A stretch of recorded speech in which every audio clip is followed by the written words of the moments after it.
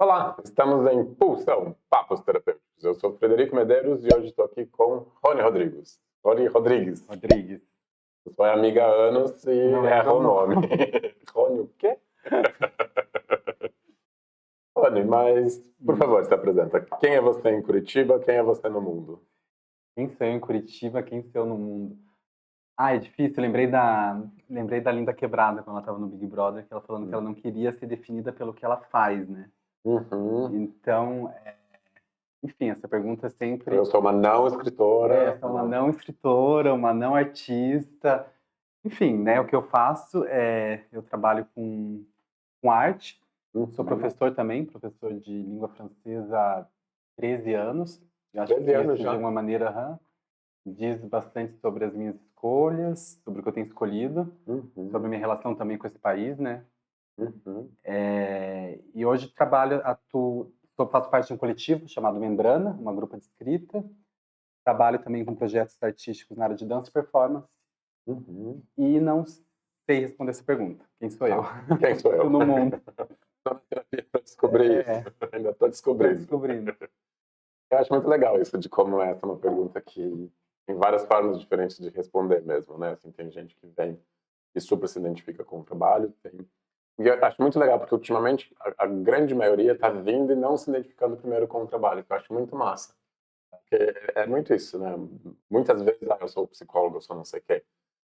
E está sendo gostoso de ver, assim, como que as pessoas se apresentam, porque é legal ver quão singular é, né? Assim, como que cada um se enxerga e como que cada um vai se apresentando para fora de uma coisa tão padrão, tão, né, esquematizada como sou psicólogo, sou artista, sou não sei o quê. E ao mesmo tempo que eu acho que essas definições têm um papel político. Por exemplo, dizer eu sou artista, eu sou professor, sou escritor, eu sou escritora, né? Uma mulher escritora se definir como escritora, acho que tem um peso político ainda maior do que um homem, se dizer eu sou escritor. Mas quando eu estava vindo para cá, já imaginando que, né, que o papo seria sobre terapia, eu lembrei de uma frase do Winnicott que ele fala que o artista, e acho que me identifico bastante, ainda mais que eu vou lançar, hoje estou lançando um livro, vou falar sobre o livro, e ao mesmo tempo que eu tenho desejo, que o Winnicott fala que o artista transita entre uma tensão, não sei exatamente com que é a frase, uma tensão entre o desejo de se mostrar e a vontade de se esconder. Então eu acho que também nesse lugar de se dizer artista, eu me sinto nesse lugar, que é o desejo de me assumir, de me autoafirmar, e de produzir um desejo de se esconder. Então acho que eu estou sempre nesses dois lugares. Até Estados Unidos estava pensando o quanto você mesmo é assim, né? Não só enquanto artista, mas na vida, né? Você é uma pessoa, assim, bastante extrovertida em certos aspectos, mas ao mesmo tempo muito introvertido, né? Então você faz muito esse movimento, né? De se mostrar e de se esconder, né? Achei interessante você trazer, porque a meu ver é muito você isso, né? Assim, o canceriano caseirinho e tal, mas pode falar de signo, não tem problema. É sobre terapia, mas a gente gosta. Todo mundo fala de signo, tá tudo certo. Mas que é muito você mesmo, né? Esse movimento, assim, bastante expansivo, porém também bastante introspectivo, bastante desse lugar de ficar sozinho, do teu tempo, da tua independência, né? E bem, acho que só para pontuar, né? Assim, o Rony é um amigo de muitos e muitos anos, né? Um dos primeiros amigos de Curitiba que ainda tenho, né? Então, vamos ver como é que vai ser fazer o bate-papo com um amigo tão próximo. Já falou, não conta aquela história, essa não pode. Aí diz que ele me entregue, porque ele gosta de me entregar e me colocar numa situação bem constrangedora. Não, prometo não farei isso. Beleza. Tá tudo bem também. Mas aí, entrando mesmo no assunto do pod, o que te fez buscar a terapia? Ansiedade. Basicamente, eu continuo ansiedade. Enfim, imaginei também que ia ter essa pergunta, já estava pensando sobre isso há mais de uma semana. Ansiosa, né? Ansiosa, exatamente. Ansiosa. E aí foi interessante, porque começou, assim, faço terapia desde os 14 anos, passando por muitas abordagens, né? Sim. Mas eu lembro que a primeira vez que eu tinha, acho que 13 anos, eu fui numa biblioteca e achei um livro do Alexander Lowen. E eu dei aquele livro... Corporalzão. Eu lembro que eram 2 livros que eu lembro que eu peguei na biblioteca. Um era sobre o narcisismo, e tinha outro que era Medo de viver. Não, prazer, uma abordagem... Tinha prazer, uma abordagem bioenergética da vida. Eu comecei a ler aquilo e comecei a... Como todo mundo muito novo, sem maturidade, começa a ler sobre diagnóstico, comecei a achar que eu era esquizoide, comecei a achar que eu era narcisista, que eu comecei... O Loi tem uma pegada bem forte com o esquizoide. E aí eu me identificava com tudo. Eu pensava assim, gente, eu sou tudo isso, e eu comecei a buscar terapia corporal. Mas assim, meus pais nem sabiam. Comecei a ir atrás de terapia corporal. Mas você chegou a achar corporal no começo? Eu encontrei... Você foi pra Soma, não foi? Eu eu me inscrevi achei um panfleto na rua das pessoas fazendo somaterapia, fui atrás da Soma, e também descobri uma terapeuta que era terapeuta bioenergética. Que legal. Trabalhava que é corporal mesmo, bioenergética é uma das linhas da corporal. E ela trabalhava com, acho que é vegetoterapia, né, do Reich. Sim. Aí lembra que tinha coisa os actins do olho e tal. Isso por volta dos 14 anos. 14, 15 anos. Cara, eu tava numa época eu não sabia disso. super ansiosa, e assim, muito. E eu lembro que ela me deu um conselho, assim, a Soma foi uma experiência muito interessante, mas muito traumática, porque eu acho que, de alguma maneira, eu era muito novo para eles me aceitarem, né? Mas, ao mesmo tempo, eu parecia ser mais velha, parecia ter uns 17, 18 anos, mas eu tinha 14. Então, assim, foi uma experiência muito difícil. Meus pais me tiraram, quando eles viram que eu realmente estava piorando. Me tiraram da Soma, eu acho que eles fizeram muito bem. Pelo momento, mas aí eu continuei com essa terapeuta, a Baraka, a Cristina Baraka, e eu lembro que ela me deu um conselho nessa época. Ela falava assim, acho que você devia ir jogar basquete, jogar vôlei, andar de bicicleta, não tá na idade para ficar assim, se identificando com isso. Tipo, um dia ela falou assim, jogar vôlei, jogar basquete pode ser mais bioenergético do que essas sessões. Vai, enfim, vai viver. 14 anos, né? Vai viver, vai estar no mundo. Vai estar no mundo. Vai se autorregular de outras formas que não necessariamente a terapia, né? E aí eu fui para...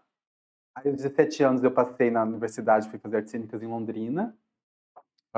Ainda com as mesmas questões, ansiedade, angústia. E aí eu também entrei em contato com uma psicóloga que também tinha uma abordagem reichiana, mas ela, enfim, tinha uma o set dela era conversa, né? A gente não tinha exercício corporal. E eu comecei a fazer terapia com a Roberta, em Londrina, e foi uma experiência muito interessante. Durou 2 anos, porque foi o tempo que eu morei lá. E aí foi a primeira vez que eu fiz terapia, essa coisa falada, de falar, e foi, para mim, assim, modificador.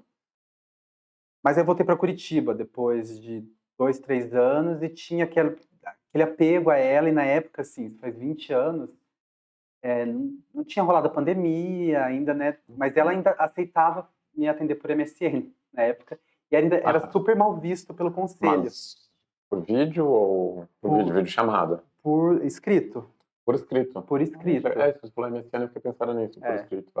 Aí, assim, mas era super mal visto. Nossa, 20 anos atrás era super mal visto. Super mal visto, porque eu também não achava uma outra terapeuta aqui em Curitiba. Ela me ajudava, me dava indicações, mas tinha aquele início de transferência, 2 anos, parecia que não tinha outra pessoa para continuar o meu processo. Fiquei uns 2 anos me debatendo, procurando, indo atrás de uma, atrás de outra, me identificando. Aí fui procurando várias linhas.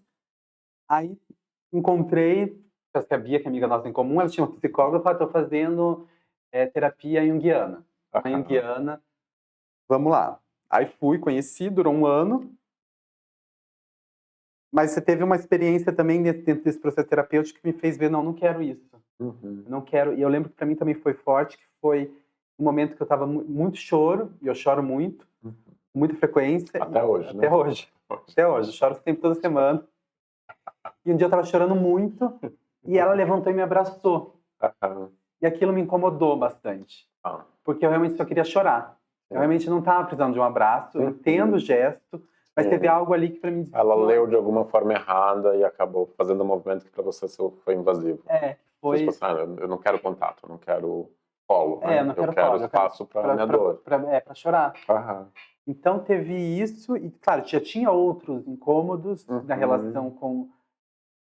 Quando eu levava meus sonhos, tinha uma questão assim, que para mim hoje, eu entendo por que eu me incomodava, né?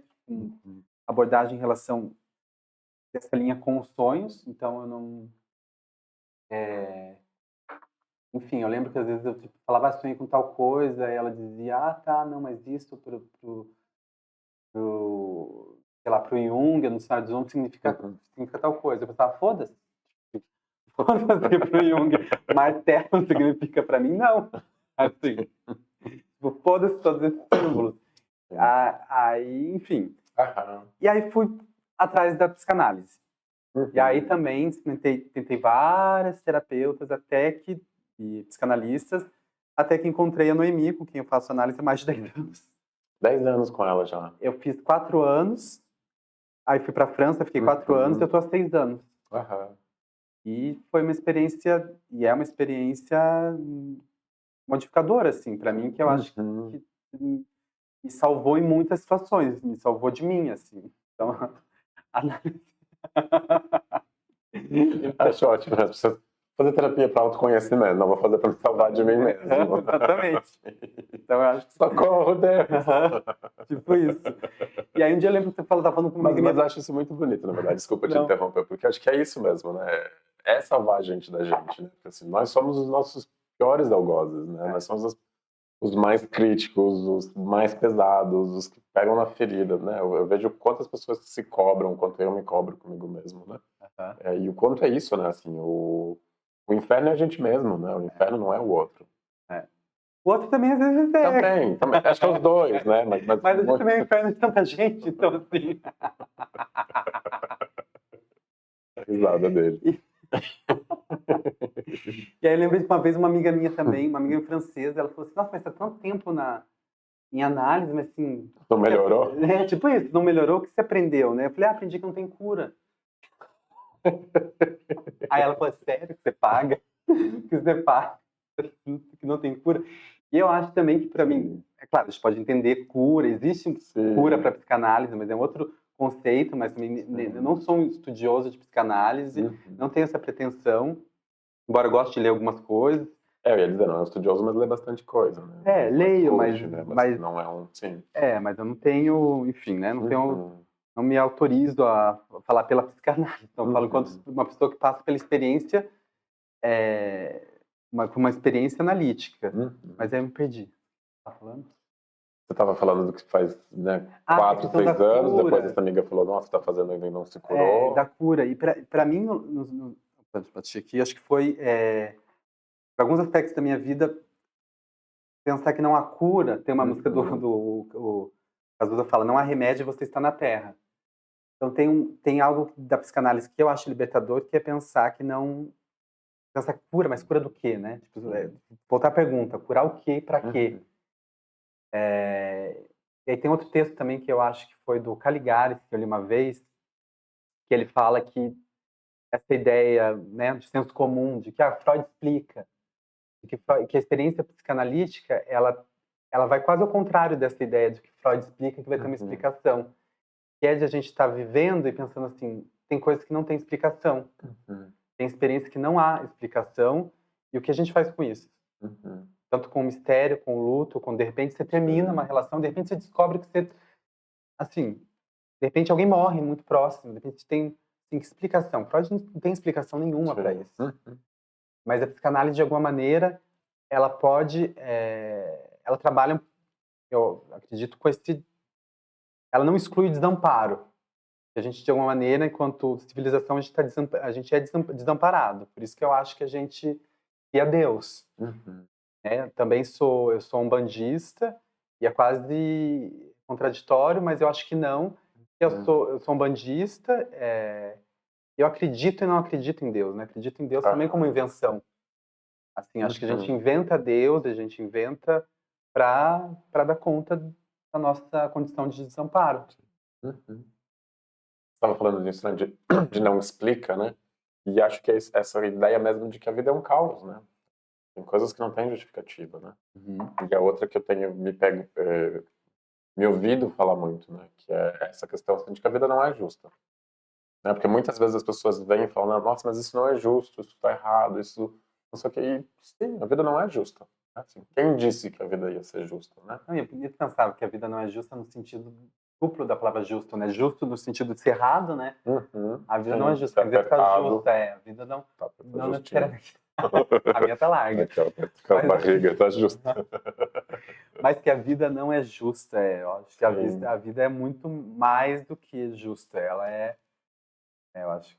E aí é esse lugar, né, que é o que você faz com ela. E aí eu acho que o bacana da terapia também da terapia e desse lugar que eu acho que é o lugar de autoestima também, né, que é compreender que eu não tenho controle, que não é justo, mas que independente do que acontecer, minimamente eu vou ter ferramentas, eu vou ter estrutura para lidar com o que a vida me traz. E dentro disso continuar sendo feliz. E dentro disso, a cada novo desafio, entender cada novo desafio como um novo desafio, não apenas como uma repetição, apesar de a gente repetir muitas vezes, mas entender esse lugar que alguma injustiça vai acontecer, alguma coisa fora do meu controle vai acontecer, e eu não preciso me desesperar por isso. Eu tenho que ter consciência de que, à medida que for surgindo, eu vou lidando. E acho que é uma ótima resposta para a ansiedade também. É muito fácil dizer isso, né? Tem esse senso de segurança, de confiança, de que, à medida que surgir, eu vou lidando. Mas acho que é um pouco isso. Mas o que você entende como autoestima? Não? Porque fiquei curioso por isso da autoestima. O que eu entendo por autoestima? Acho que autoestima é... Acho que autoestima é esse lugar de você conseguir reconhecer quem você é, na verdade. A ideia do teu tamanho. A ideia é realmente você conseguir se enxergar por quem você é. Eu acho que a autoestima, na verdade, está muito ligado a isso, né? É claro que tem um aspecto de tô me sentindo bonito, ou não sei o quê. Claro que atravessa isso, mas atravessa esse lugar de saber quem eu sou, o que eu trago para as minhas relações, o que eu trago para o mundo, qual que é a minha potência, do que eu dou conta, do que eu não dou conta. Na minha visão, é isso. Mas você acha que a gente tem como saber disso a priori antes? Não. A autoestima se constrói durante a vida inteira, né? Você vai construindo isso, né? E aí, claro que aí a gente passa, né, assim, pela primeira vivência narcisista, né? Assim, aí a gente vai passar por vários movimentos dentro do nosso desenvolvimento que vão construindo isso melhor ou não, né? Mas não é dado, não é assim, nasci com uma autoestima X. Não, porque tanto isso, autoestima, amor próprio, se você fala, ele tem autoestima, ele tem amor próprio, tá, mas tem onde? Tá guardado aonde? Ele não pede? E é movimento, né? E é fluido também, né? Assim, não é assim, tô com minha caixinha aqui, carreguei, minha autoestima tá 100. Colocar na bateria, tem... Pronto. Tô precisando de um mas acho que é esse lugar que ela vai flutuando, né? Acho que é assim como ser feliz, né? É algo flutuante, né? Estou feliz hoje, mas estou um pouco menos, hoje um pouco mais, hoje não. Mas mesmo sendo flutuante, eu acho que tem uma estrutura que você vai carregando um pouco mesmo, né? Você vai criando. Quanto mais noção você tem do teu tamanho mesmo, quanto mais noção você tem das suas habilidades e das suas desvantagens, fica mais fácil de você acessar ela, fica mais fácil de você ter essa segurança mesmo. Eu não tenho. Lá vem ele com as vozinhas de criança. Se prepare. Se preparem que ele faz isso. Quer mais água, amigo? Quero, tô nervoso. Tá ficando profundo o negócio. Tá. Isso que é bom. Nossa, mas eu não tinha ideia, assim, de que você tinha passado por tanta coisa, na verdade, dentro da terapia. Principalmente dentro da corporal. Eu sabia da soma, mas não sabia que o início da tua vida terapêutica... Já toquei muito almofada, já fiz muita coisinha de olho. Por isso que eu posso falar mal de todas. A única que eu não fiz foi comportamental. Verdade. Mas fala mal mesmo assim, né? Falo mal. Nunca fiz, mas falo mal. E me conta mais um pouco disso, assim, porque você teve, né, tipo, vários processos, várias linhas. Começou por causa da ansiedade e, em grande parte, está hoje ainda por causa da ansiedade. Acho. Que eu acho que na verdade, que é ansiedade. O que é ansiedade? Medo, né? É medo e é engraçado que eu tava vendo hoje eu estava vendo a entrevista da Tata Werneck como que é o nome dele? O Pedro Bial. E ele fala uma coisa pra ela, falou assim, será que é pelo fato de você ter medo de tanta coisa que você é tão abusada? Aí fiquei pensando, realmente, acho que é uma pessoa que sinto muito medo de muitas coisas. Mas eu acho que me move, né? Tipo, acho que o meu medo me ajuda a me mover, quando não paralisa. Mas eu acho que é o que me leva, assim, a... Hoje eu não diria, não sei, na verdade, se hoje eu sigo em análise, mas eu acho que sim. Eu acho que eu acho que... eu falei do medo, mas eu falei da ansiedade, mas tem minha grande questão sintomática na minha vida é a minha insônia, né? Você sabe disso. Sim. Eu sou uma pessoa que tem bastante dificuldade, né? Muita coisa tira meu sono. Então... Mas também teve uma coisa que... A análise não me fez dormir melhor, né? Não me faz dormir. Acho que a psiquiatria me ajudou muito mais nesse aspecto do que a terapia. Não. Mas um bom antidepressivo. Mas a análise me fez olhar com menos julgamento para minha insônia, para fazer algum uso dela, algum uso possível, e para também repensar, assim, não sei, tipo, um dia eu lembro que eu cheguei na análise e falei assim: ai, tô muito mal, dormi muito pouco, dormi acho que só 4 horas essa noite, aquela angústia de, devia ter dormido 8, né? Já começa uma idealização, deveria ter dormido 8. Quem me disse que eu deveria ter dormido 8? Mas cheguei já... a OMS, disse que deveria ter dormido 8. Ela falou assim, mas você tá bem? Você tá cansado? Eu falei, não tô. Ela, mas você tá sentindo alguma coisa? Eu falei, não. Ela, tá. Então tá bom. Então tá bom, tipo assim, qual o problema? Aí eu comecei a pensar, acho que o problema é muito que eu penso sobre o fato de não dormir. Eu penso... Até porque tem pessoas que dormem 5, 4 horas por dia e funcionam super bem, né? E tem gente que...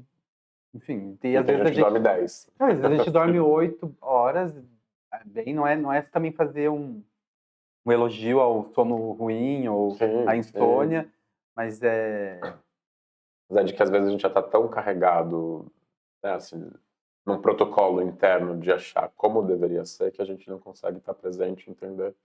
Dormi pouco essa noite, mas acordei de boa, tô disposto, tô com energia. Qual o problema de eu ter dormido pouco? Né? Acho que nesse sentido, assim, né, assim, de ser capaz de ser presente e sair essas maquinações automáticas que a gente faz, né? Que, eu deveria ter dormido, mas se você acordou bem, que diferença que fez? Né? Por que você está chateado por isso? Né? Mas achei legal você falar, até porque eu ia perguntar isso mesmo, assim, porque às vezes falar, eu fui fazer terapia por causa da minha ansiedade. Foi muito genérico também, né? Assim, tipo, entendo que você não está sendo genérico, mas até para as pessoas entenderem um pouco mais. Acho que é legal isso, assim, porque a gente fala muito sobre ansiedade hoje em dia. Acho legal você começar a trazer, né, então, essa coisa da insônia. Mas me conta um pouco mais sobre a tua ansiedade, o que te gera ansiedade, como que você foi aprendendo a lidar com ela ou não. Deixa eu pensar. Eu lido... Hoje acho que eu lido... Não sei dizer se eu lido melhor, mas eu acho que ela vem muito como eu não vou dar conta. Uma sensação, às vezes, vem em vários momentos. Vem quando eu preciso tomar uma decisão, a sensação de, não sei se eu estou tomando a decisão certa. A ansiedade de, meu Deus do céu, mas e se eu fizer isso? O que vai acontecer se eu for para lá, se tomar essa decisão? Então, um medo antes, né? Antes de tomar a decisão, o medo te domina e... Um medo catastrófico aqui, como se fosse acontecer uma catástrofe se tomar tal decisão. E aí tem um lance que eu acho, né, daquilo que você estava dizendo de autoestima, de achar, será que eu sou capaz tomando essa decisão? A ansiedade eu tenho muitas ansiedades artísticas, assim, né? Tipo, desde muito novo, eu sempre acho que quando eu termino um trabalho, eu acho que eu nunca mais vou conseguir fazer outra coisa. E ao mesmo tempo é muito ruim, só que às vezes o tempo é meio ambíguo, porque também acho que eu também utilizo disso para criar. Então, como se eu também gozasse um pouco desse sofrimento. Acho que a análise a gente goza bastante com o sofrimento, né? Nossa, como a gente curte. Né? Então tem um pouco isso, assim, você olha para desse lugar da não cura, que eu acredito que a análise olha, porque quero me curar da ansiedade, mas por que quero me curar da ansiedade? Não vai me curar porque eu gosto dela, então assim, será que eu vou abrir mão de gozar dela para uma cura? Então que cura é essa? O sofrimento é a mesma coisa, alguns sofrimentos eu gosto desse sofrimento, produzo com ele, vira livro depois, né? Depois vira livro. Então será que quero realmente me livrar Sim. Sofrimento. Uhum. Então, É interessante, né? Assim, porque a gente pensa tanto sobre o prazer, né? E acho que o prazer é fundamental, mas ao mesmo tempo, né? Assim, o que seria da vida sem o sofrimento? acho que não teria, né? Né? Não teria. Que para mim volta também para essa coisa, né? Às vezes as pessoas falam, né? Como é injusto a morte. Mas o que seria da vida sem a morte também, né? Assim, Aham. sei que parece meio clichêzão, assim. Mas é que é isso, né? A gente precisa de algo que seja, né, limitante, que defina que tem um fim, porque imagina, se hoje em dia a gente já procrastina, Aham. imagina se a gente não morresse, não é? Tipo assim, não, amanhã eu vou lá fazer aquela coisa que eu não quero. Aí passa 7 anos, né? Imagina se é um vampiro com o outro. Aham. Você tá, tipo, né? Daqui a uma década eu vou lá resolver aquilo que tá me incomodando. Né? Morte é fundamental, né? E aí nesse lugar o sofrimento também, né? Porque também é o sofrimento que seja para sair dos lugares, seja para dar energia para que a gente crie novas coisas, novas possibilidades. Mas ao mesmo tempo, não pensar na Não morte. glorificando o sofrimento também, Não, né? é. Não, e assim, eu acho que se a gente pensasse, pelo fato da gente não ter consciência, a gente sabe que a gente vai morrer, mas a gente, de uma maneira, a gente não passa o nosso dia pensando nisso, que é o que nos Sim. faz viver, porque senão a gente ia sucumbir A na gente entra também angústia. num processo de negação, né? A gente sabe que vai morrer, mas não pensa É, a respeito disso, né? No geral, a não ser... e eu acho necessário também não Sim, pensar, sim. né, já tá dado que a gente vai morrer. Uhum, É, uhum. Os dois. é, é. Hum. Hum. E me conta um pouco disso também, né? Assim, meio que mudando, na verdade, mas já que a gente falou, né, tipo, do sofrimento, o sofrimento te leva para o trabalho. Como que está o teu processo de criação?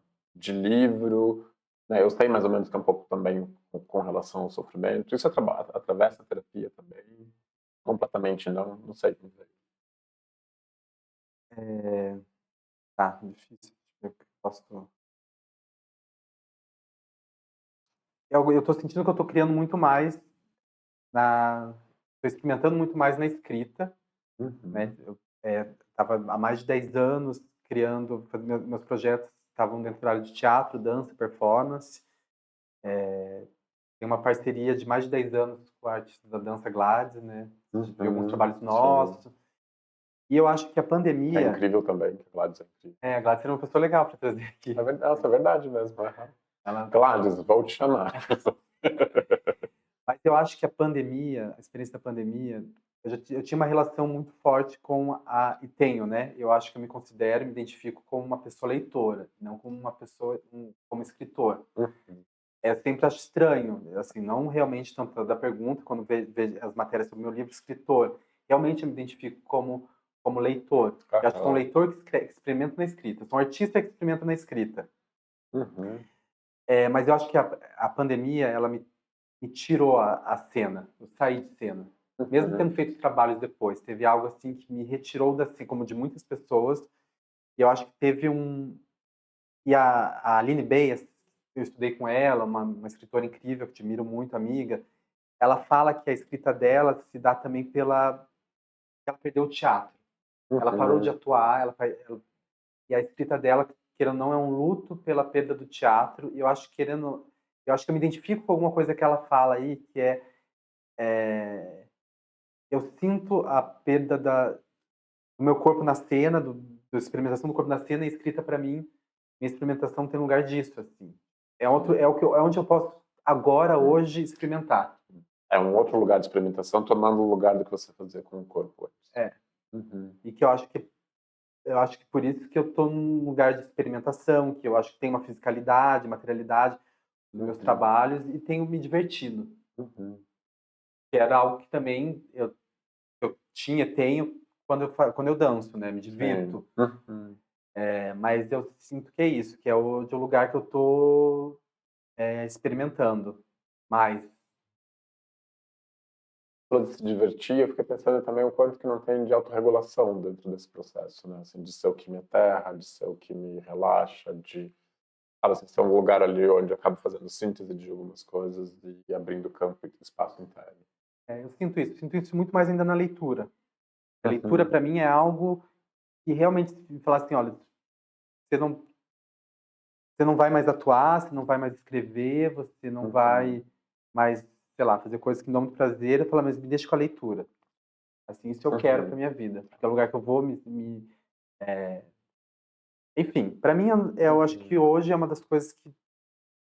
Fazer yoga também, mover meu corpo. Eu ia dizer, isso. São coisas que eu atividade gosto muito. física, na verdade. Física é Né? algo que realmente... Tem esses dois lugares que pra você é muito de aterrar, né? Assim, é muito que coloca a tua cabeça no lugar e faz você se conectar com você, né? Tanto a leitura quanto a prática física, né? Você faz exercício todos os dias, basicamente. Né? Eu acho que são as duas coisas que pra mim são tão terapêuticas quanto...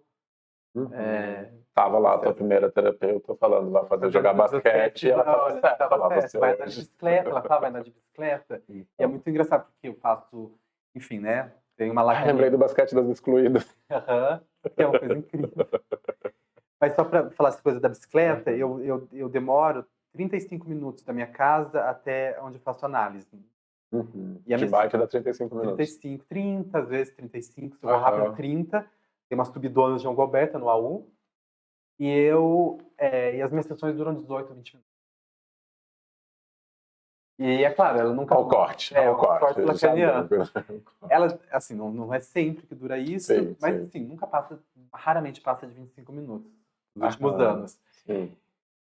E eu entendo que esse meu ir pra lá, esse meu caminhar de vai que voltar, que dá mais 30 minutos, é terapêutico também. É muito terapêutico. Tanto que eu, né, assim, muito dificilmente eu faço online.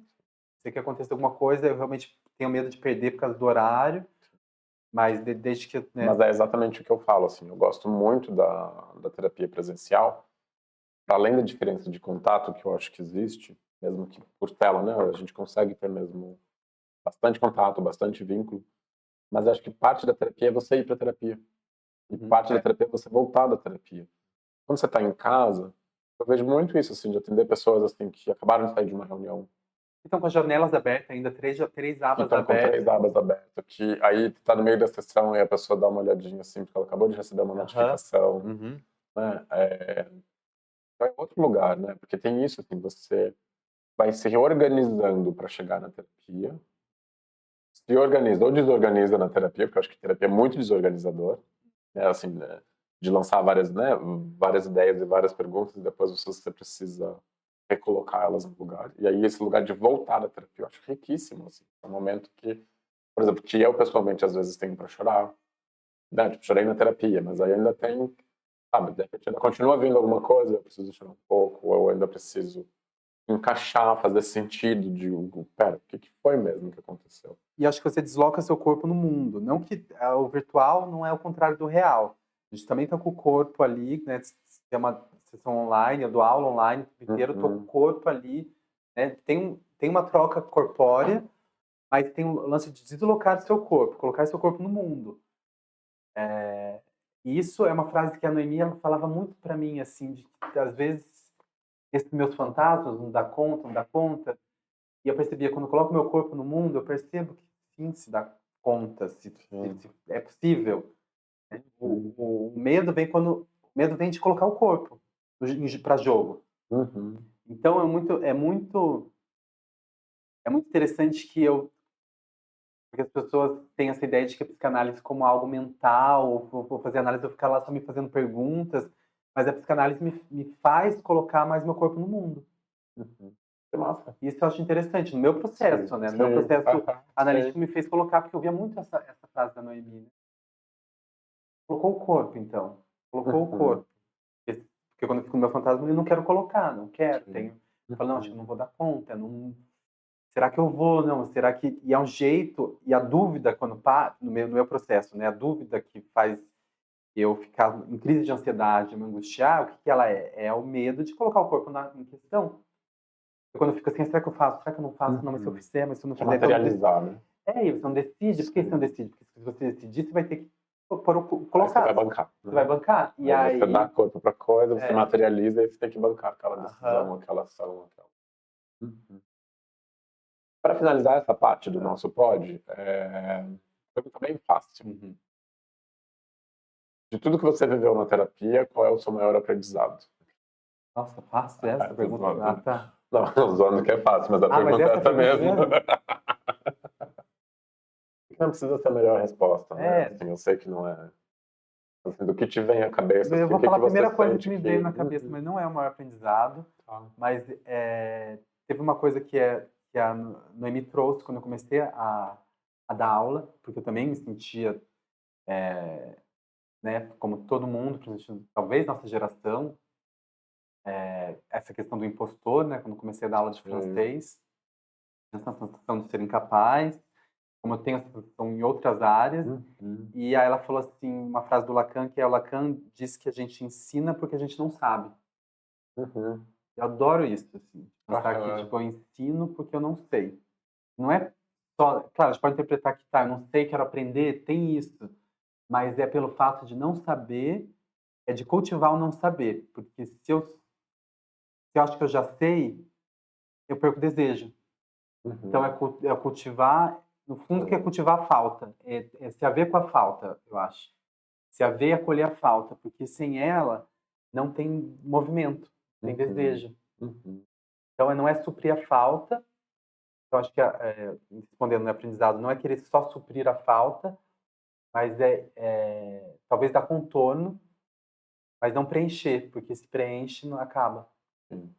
Esvazia, né? A Esvazia. hora que acaba esvazia, né? A hora que você preenche, você consegue, você quer aquilo. Se vai também, né? Nossa. Tá esperando a outra. Qual que é a próxima? Próxima. Bah! Então, próximo agora vem a fase 2 do pod, que é... Vou pegar aqui minha tabelinha de coisas escondidas.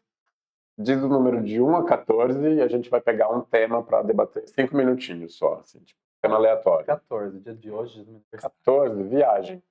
Viagem. Esse é fácil de debater, né? Dá para ser vários tipos de viagem também, né? Viagem.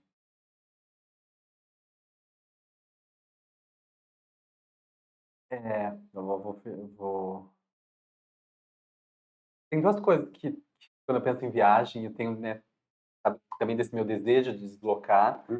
Tem o início do livro da Hilda Hilst, Tu Não Te Moves de Ti, que começa assim, ela começa com uma citação, Tu Não Te Moves de Ti, o título eu já acho lindo, Tu Não Te Moves de Ti, que é, o menino pergunta pro pai, para onde vão os trens? Vão para Tibete, para Salvador, não são essas cidades que ela diz, mas para onde vão os trens, meu pai? Por mais que o trem se move, tu não te moves de ti. E eu sempre fiquei pensando, acho lindo isso, mas acho lindo, concordo e não concordo, pensando que realmente quando a gente se desloca, a gente se leva junto, a gente não se move, mas pensando que pouco tem aquele aspecto, né, assim, não adianta fugir dos seus problemas viajando também. Você não, né, tu não te moves de ti, você vai estar lá com você, com as tuas neuroses, com os teus medos, né? Nesse sentido, né? Sim, nesse mas sentido. Ao mesmo tempo você quer dizer outra coisa. Mas ao mesmo tempo as paisagens também nos transformam. Muito. Algumas paisagens, mudar de paisagem, mudar de rua. Isso não seria um mover-se também? Mas talvez a gente não se move de si. Então a frase continua sendo muito potente, mas a gente move coisas. E acho que por isso que viajar pode ser, né, uma experiência super potente, transformadora, pelos encontros, principalmente. Mas é um pouco isso, né? Não te moves de si, mas você também se move. Né? Então, se você continua sendo você continua trazendo suas angústias, né, suas faltas para aquele lugar, mas ao mesmo tempo aquele lugar também te toca, né? Aquele lugar também te muda, né? Porque você, acho que uma grande viagem, você não volta como você saiu. De alguma certa forma, através dessas trocas, através do que você experiencia também, isso acaba te trazendo algo novo de você mesmo, né? Você acaba descobrindo coisas suas novas. Eu tô na fase, né, de viagem, acabei de chegar de viagem, já vou viajar de volta. Quando esse pod for ao vivo, for ao ar, eu provavelmente vou estar viajando, estar no Peru. Mas nisso também, né, que você falou de viagem, essa última viagem, por exemplo, foi muito rica para mim, assim, desse lugar mesmo, de que eu fiz uma viagem que fiz bastante trilha, e sempre gostei muito de fazer trilha, mas ainda assim era algo que, eu fazia, tal, tava ali. E essa viagem conectou muito para mim com a trilha, assim. Esse lugar que para mim, é um lugar muito forte de autorregulação, que é você estar basicamente no meio do nada, em silêncio, e é você com o teu pensamento, teu corpo começa a cansar. Acho que isso do desgaste físico também gera algo, assim, que, né, formas de pensamento, e aí é você com você ali. Você estava no contato com uma materialidade que é neve, que a gente não tem aqui. Bem, Então, isso já tem toda uma beleza, neve pra caramba, né? É. Sim. Mas isso, assim, que pra mim foi muito importante, porque me fez conectar de volta com esse lugar, assim, da importância que a trilha tem pra mim, e que esse lugar muito autorregulador mesmo, assim. Pô, disparado em fazer, quero fazer trilha. Tá, então agora vamos pro momento Marília, Gabi, Gabriela. Vou pegar meu óculos, que eu não tenho. Eu vou dizer uma palavra, você só diz a primeira coisa que vem à mente, deixa o inconsciente livre. Associação, vamos lá. Tá, começar leve. Cor. Cinza. Olha, sonho. Eu dirigindo sem saber dirigir. As pessoas vão fazendo análise, né? Olha. Posição. De lado. Posição sexual? Cavalgando. Escrito da minha lápide. Vão tomar no cu. Vamos se fuder todos. Eu sei, chega. Vamos se fuder, não me deixa em paz. Um bem de maior valor, afetivo ou financeiro, tanto faz. Saúde. Saúde. O que você diria pra você do passado? Tá gostosa. Ai, menina, eu tava vendo umas fotos de 2012 e falei, poxa. O que mais legal é isso, né? Que quando você tá nesse momento, você não acha tanto, né? Você fica meio, né? Você tem 5 anos. Continuo careca. Continuo careca, não vai mudar muita coisa. Brasil. Ai. Brasil, ai. Uma memória infantil. Troca-troca. Adoro. Um superpoder. Invisível. Vem que encher. Aquela capa do Caverna do Dragão fica invisível. Eu não tô rindo da memória infantil, muito bom. Quem não? Família. Família. Eita porra. Eita porra. Um livramento. Eita porra. Também é. Também, eita porra. Maior medo.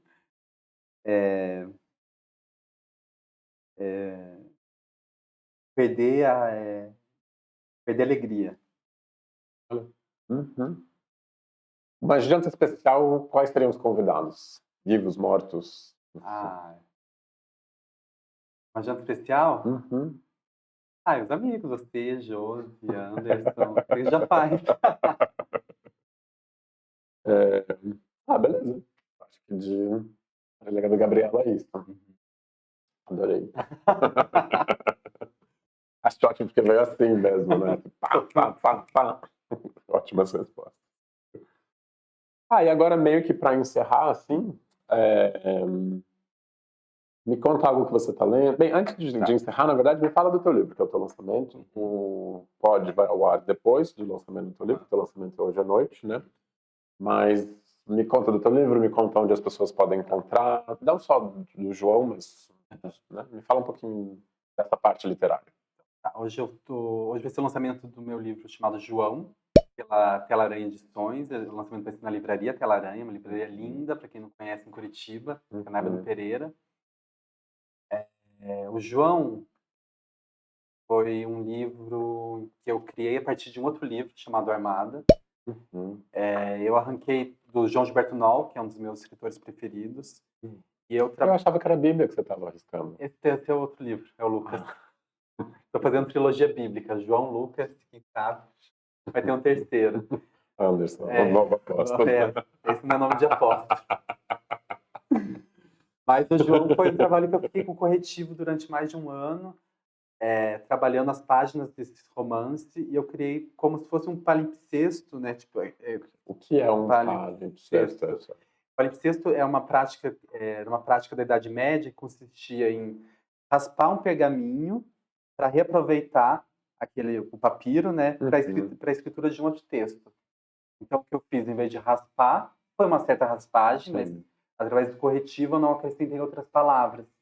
Então, meu romance, ele aconteceu por edição e por montagem. E o João, a início eu pensava que esse João seriam cartas para o João. Eu percebi que não, que tinha uma narrativa ali. Depois de mais de um ano, depois que eu tinha todo o material e que eu comecei a montar esse material, eu percebi que ele não era um trabalho de poema, e não necessariamente eram cartas para o João, embora o João sempre esteja no início de toda a página. Porque a princípio eu tinha esse movimento de escrever para esse João. Esse João é alguém real ou... O João, se é alguém real, boa pergunta. Eu acho que o João eu acho que escrevi isso, o João é um membro fantasma. Um homem fantasma ali, a quem eu me adereço a palavra, assim, endereço a palavra. E é isso, eu acho que é um dos trabalhos, é meu terceiro livro, mas é o trabalho que eu tenho mais apreço, tanto pelo processo de 2 anos, quanto pela colaboração com a Tela-Aranha. Foi tanto a Bárbara quanto o Guilherme são editores incríveis, então tive todo o processo com eles. Assim, eu consegui pensar o projeto gráfico do início ao fim, coisa que eu não tinha conseguido nos meus outros trabalhos. Para mim era muito importante pensar o projeto gráfico com eles. Eu consegui ter uma colaboração no projeto gráfico e eu acho que foi lindíssimo. Então, tá bem bonito mesmo. Não vi, não ganhei ainda a minha cópia. Vai comprar hoje. Vou comprar hoje. Amigo de artista é assim, a gente tem que comprar, não vai nessa não de ficar ganhando entrada de peça, de espetáculo, ganhar livro, compra. Ajuda os amigos artistas, compra. Né? Inclusive, você tinha falado agora que você ia falar do indicação. Não é uma indicação minha, mas é uma indicação que eu ouvi do... Façam terapia. Terapia. Não, uma indicação do Chico Malman, amigo, poeta, dramaturgo, crítico. Uma vez fizeram essa pergunta para o Chico. O que ele estava lendo, o que ele indicaria. E ele ficou... Eu lembro que foi numa live, ele ficou assim, super sem jeito de falar, indicar uma pessoa só, 2, 3. E aí ele falou algo que eu achei incrível, que é sobre leitura, mas a gente pode pensar em outras coisas, que procure ler quem está perto de você, porque isso pode ser uma possibilidade de criar comunidades.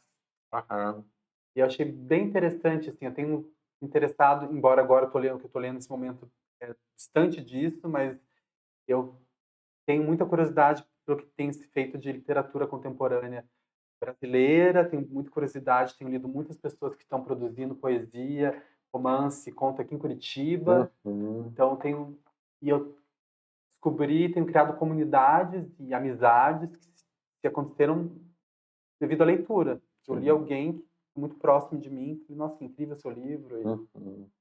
Então acho que mas a gente pode pensar isso em relação até consumo, né? Tipo, a roupa que eu compro, e não no sentido de imperativo, vou ler agora, se posso ler pessoas que são aqui de Curitiba, se posso ler pessoas que são da minha comunidade, mas como uma possibilidade de fazer comunidades, encontros. Então acho que meu conselho seria esse. Massa.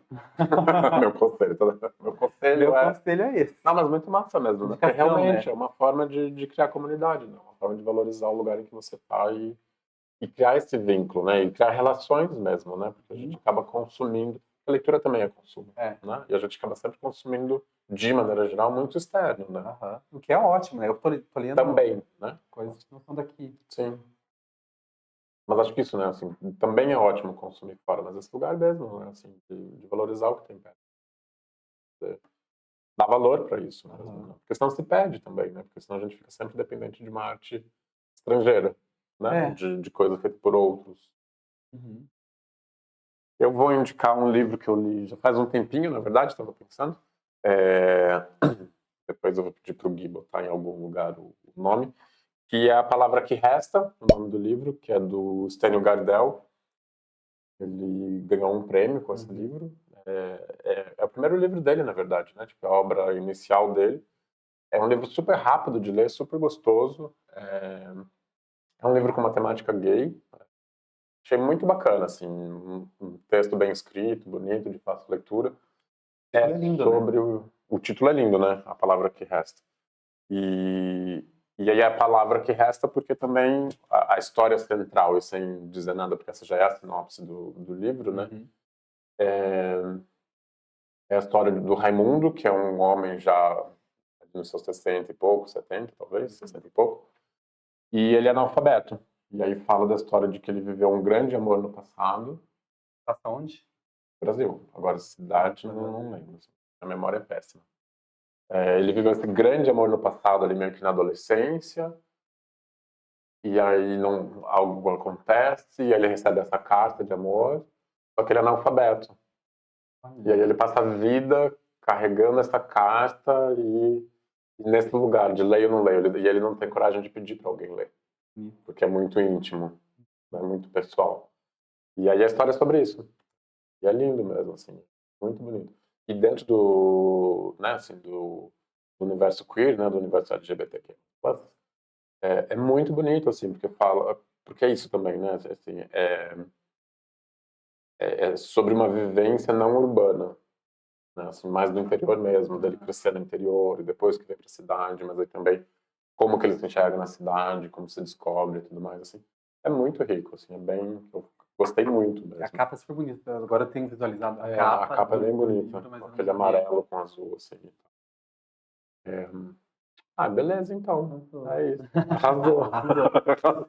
Arrasou, amiga. Arrasou, beijo. E não cortou ainda? Não, tá gravando, né? Obrigado. Arrasamos, viado. Agora me deixa em paz, quero ir embora. Quero ir embora. Vou lá apresentar meu livro. Meu livro. Vou lá.